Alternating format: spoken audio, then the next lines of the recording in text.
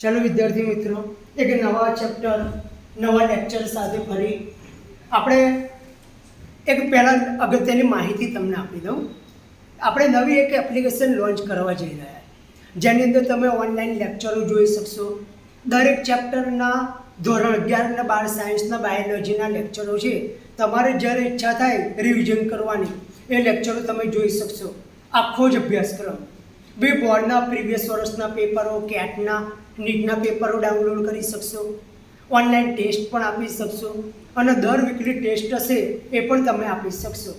બીજું મારું પોતાનું બનાવેલું મટીરિયલ એ પણ તમે ડાઉનલોડ કરી શકશો. એટલે જ્યારે એપ્લિકેશન તૈયાર થઈ જશે, અત્યારે કામ ચાલુ છે, તમને વહેલી તકે જાણ કરીશ. બરાબર. અત્યારે આપણે ચેપ્ટર નંબર 10 કોષ ચક્ર અને કોષ વિભાજન અને એની અંદર આપણે અર્ધીકરણ ભણવા જઈ રહ્યા છીએ. વિભાજન બે પ્રકારના, સમવિભાજન, અર્ધીકરણ. સમવિભાજન તો તમે જાણો છો કે કોષ વિભાજનથી જે બાળકોષ મળે એની અંદર રંગસૂત્રોની સંખ્યા મૂળ કોષ જેટલી રહે, આને કહેવાય સમવિભાજન. બરાબર. આને આપણે સમવિભાજન કહીશું. જ્યારે અર્ધીકરણ કોને કહીશું કે કોષ વિભાજન થાય અને જે બાળકોષો મળે એ બાળકોષોની અંદર રંગસૂત્રોની સંખ્યા મૂળ કોષમાં 2n હોય તો nn થાય, અડધી થઈ જાય, એને અર્ધીકરણ કહેવાય. આખા બધા દૈહિક કોષોની અંદર સમવિભાજન થતું હોય. એટલે આખા શરીરમાં આપણે હોય, વનસ્પતિ હોય, બધા જ કોષો છે એ 2n મને દ્વિકીય અને દ્વિકીય જોડમાં રંગસૂત્ર હોય અને સમવિભાજન થતું હોય. અર્ધીકરણ કઈ થાય?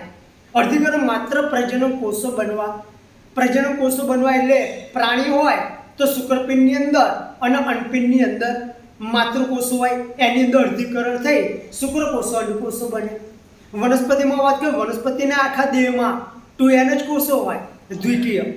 ખાલી એનું પ્રજનન અંગ પુષ્પ છે, એની અંદર પુકેસર નર પ્રજનન અંગ, સ્ત્રીકેસર માદા પ્રજનન અંગ. પુકેસર જે આવા પરાગાશય હોય ને એની અંદર માતૃકોષો હોય, પરાગ માતૃકોષો, એમાં અર્ધીકરણ ખાલી થાય. અને સ્ત્રીકેસર છે એમાં નીચેનો ફૂલેલો ભાગ બીજાશય, એની અંદર અંડક, એની અંદર મહાબીજાણુ માતૃકોષ હોય, એની અંદર જ માત્ર અર્ધીકરણ થાય. બાકી બધે જ એ આગળ સમવિભાજન થાય. બરાબર. અમુક એકકીય સજીવો છે જેમ કે લીલ, ફૂગ, દ્વિઅંગી, એની વાત આપણે પછી કરીશું. અત્યારે અર્ધીકરણ વિશે વાત કરીએ. એ વ્યાખ્યા તો નામ ઉપરથી આવડે કે કોષ વિભાજનથી મળતા બાળકોષોમાં રંગસૂત્રોની સંખ્યા મૂળ કોષ કરતાં અડધી થાય, એને અર્ધીકરણ કહેવાય. મતલબ મૂળ કોષ કરતાં અડધી, મતલબ એવું સમજવાનું કે આપણો બાળકોષ, મતલબ કે તમને ખબર કોષ ચક્ર વિશે ખ્યાલ હશે કે હવે કોષ ચક્ર સેલ સાયકલ છે, આવયા કોષ વિભાજન છે, નાનો તબક્કો.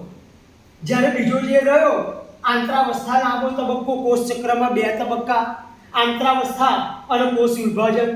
આંતરાવસ્થામાં 3 તબક્કા છે, જીવન, એસ અને G2. જીવન તબક્કાની અંદર બાળકોષ નવો પેદા થયેલો કોષ આવે. માની લો જીવન તબક્કામાં તો માત્ર કોષ વૃદ્ધિ પામે છે, રંગસૂત્રમાં ફેર નહીં પડતો. ડીએનએ બનવા માટેના ઉત્સેચકો બને, પ્રોટીન બને, આરએનએ બને, પણ ડીએનએ ના બને. અહીંથી 2 રસ્તા અલગ પડે. જો કોષને વિભેદન પામવા જવું છે, આગળ વિભાજનની જરૂર નહીં, તો કાર્ય કરવા માટે ગોઠવાઈ જાય. એટલે એના ચેક પોઈન્ટ છે જીવન અને એસ છે, અને અહીંથી બહાર નીકળી જાય અને વિભેદન પામવા જતો રહે. પણ ધારો કોષની જરૂર છે તે એસ તબક્કામાં આવ્યો અને એસ તબક્કાની અંદર માત્ર 2 ફેરફારો થાય. એક તો આ જે જનીનદ્રવ્ય છે એ જનીનદ્રવ્ય ડીએનએ ડબલ બને, રંગસૂત્રની સંખ્યામાં ફેર ના પડે. રંગસૂત્ર એક છે તો એકનો એક જ રહે, પણ જનીનદ્રવ્ય છે હવે 2 જેટલું થઈ જાય અને તારા કેન્દ્રના એકમો બેવડાય. અને G2 તબક્કાની અંદર કઈ ફેર ના પડે, ખાલી ટીબીલિન નામનું પ્રોટીન બને અને પછી કોષ વિભાજનમાં જાય. વિભાજન થાય તો 2 શક્યતા, કાં તો સમવિભાજન થાય કાં તો અર્ધીકરણ થાય. એટલે હું વાત કરી રહ્યો છું અત્યારે અર્ધીકરણ.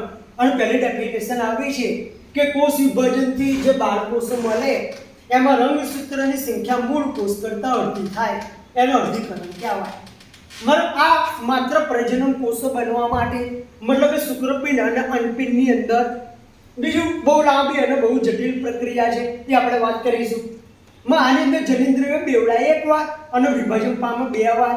કેમ એકવાર બેવડાય? કારણ કે આંતરાવસ્થા તો ગમે તે હોય, એક જ વાર આવે આંતરાવસ્થા. એટલે જનિન્દ્રિય બેવડાશે તો એક જ વાર ને એસ તબક્કામાં, અને ભાઈ વિભાજન પામશે 2 વાર.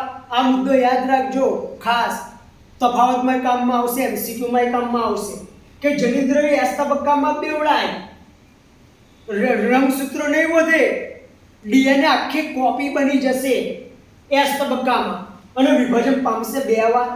બીજું આની અંદરમાં અર્ધીકરણમાં એકમાંથી સીધા 4 બાળકોષો મળે.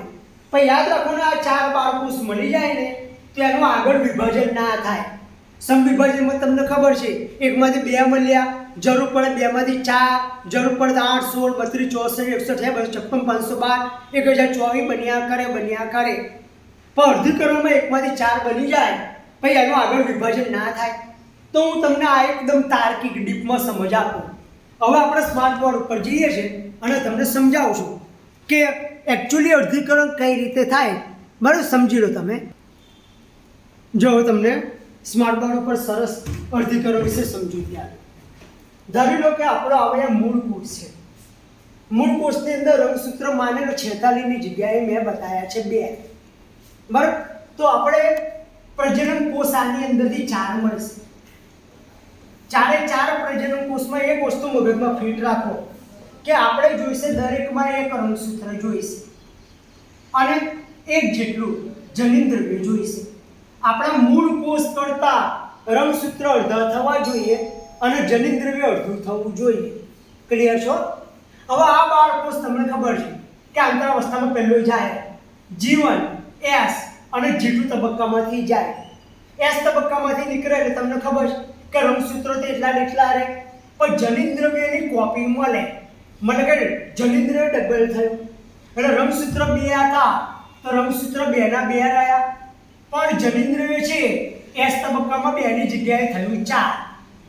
યાદ રાખજો મગજમાં કે આપણે 4 પ્રજનન કોષ મેળવવાના છે મૂળ કોષમાંથી અને રંગસૂત્ર 1 અને જનિન્દ્રવ્ય 1 જેટલું જોઈશે. હવે માની લો પહેલું અર્ધીકરણ થયું. પહેલું અર્ધીકરણ અર્ધસૂત્રણ છે. મને કે 2 કોષ મળશે અને રંગસૂત્રની સંખ્યા અડધી જોડ આખી છૂટી પડે છે. એક રંગસૂત્ર અહીં આવે, એક રંગસૂત્ર અહીં આવે. હવે આની અંદર તમે જો રંગસૂત્ર 1 થઈ ગયો તો આપણે 1 તો જોઈતું હતું જ, મળી ગયો. પણ જનિન્દ્રવ્ય છે આ એકની અંદર 2 જેટલું છે, આપણે તો જનિન્દ્રવ્ય પણ 1 જ જોઈએ અને આની અંદર હજુ જનિન્દ્ર બમણું છે. એટલા માટે બીજી વાર વિભાજન પામવું જરૂરી છે. હવે ધારીને બીજું અર્ધીકરણ થયું.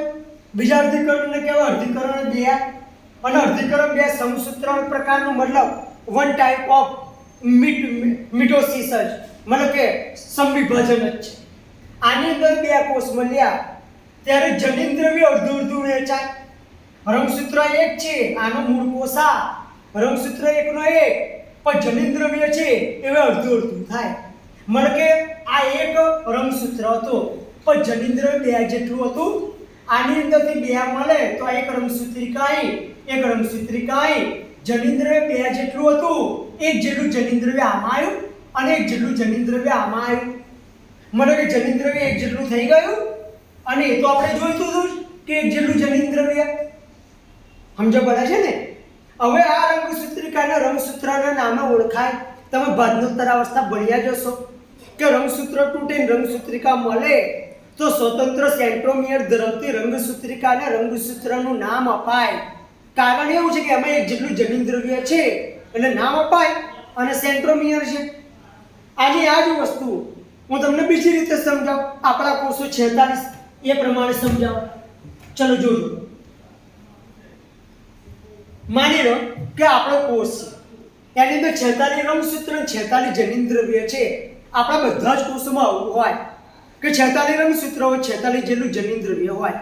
પ્રજનન કોષ બનાવો છે તો યાદ રાખજો 23 રંગસૂત્ર જોઈએ અને 23 જેટલું જનિન્દ્રવ્ય જોઈએ.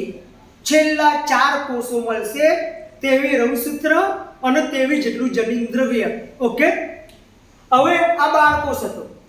પહેલા અંતરાવસ્થામાંથી પસાર થયો, એસ તબક્કામાંથી નીકળ્યો એટલે એની અંદર રંગસૂત્ર 23 ના 46 હતા મૂળમાં, 46 ના 46 રે. જનિન્દ્રવ્ય બધાની કોપી બની મને કે જનીન દ્રવ્ય થઈ ગયું હવે 92 જેટલું જનીન દ્રવ્ય થયું, ડબલ થઈ ગયું જનીન દ્રવ્ય. રંગસૂત્રો તો એઝ ઇટ ઇઝ 46 ને 46. હવે અર્ધીકરણ થાય. પહેલું અર્ધીકરણ થયું, અર્ધીકરણ એકને અર્ધસૂત્રણ કહેવાય. તેવી જોડ ગોઠવાય, તેવી રંગસૂત્ર ઉપર તેવી નીચે. મને રંગસૂત્ર અડધા આખા રંગસૂત્ર વહેંચાઈ જાય.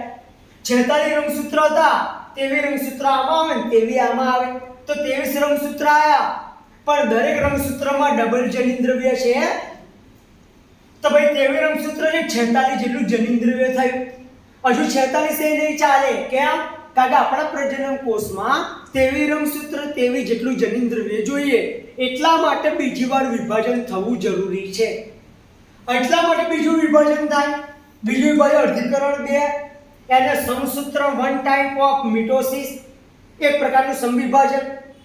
સમવિભાજન થયું એટલે રંગસૂત્રો આના મૂળ કોષ જેટલા જ, પણ જનીન દ્રવ્ય અડધું વહેંચાય. મને તેવી રંગસૂત્ર હતા, તેવીના તેવી બેવમાં રહે. જનીન દ્રવ્ય 46 હતું તો અડધું આમાં અને અડધું આમાં. બીજો રંગસૂત્ર અડધું આમાં અડધું આમાં. મને કે રંગસૂત્ર દ્રવ્ય જનીન દ્રવ્ય અડધું વહેંચાઈ ગયું, તેવી આમાં આવે તેવી આમાં આવે. હવે જે 4 કોષો મળ્યા, 4 કોષમાં તેવી રંગસૂત્ર અને તેવી જેટલું જનીન દ્રવ્ય થઈ ગયું. આ રીતે 4 પ્રજનન કોષો આપણને મળે. અને એકવાર આ પ્રજનન કોષ મળી જાય ને પછી એનું આગળ એનું વિભાજન થાય જ નહીં. બરાબર? ક્લિયર છો?